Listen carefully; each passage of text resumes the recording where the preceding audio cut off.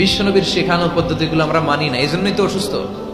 পেটে ব্যথা, মাথায় ব্যথা, ওই গ্যাস্ট্রিক আলসার, খালি রোগ আর রোগ, রোগ আর রোগ। বিশ্বনবী একটা স্পেশাল দোয়া পড়তেন, যাদের রেকর্ড চলতেছে রেকর্ড করে নেন। হাসান হোসেনকে এই দোয়াটা পড়ে ফু দিতেন, আউযু বিকালিমাতিল্লাহি তাম্মা মিন কুল্লি শাইতানিন ওয়া হাম্মা ওয়া মিন কুল্লি আইনিন লাম্মা।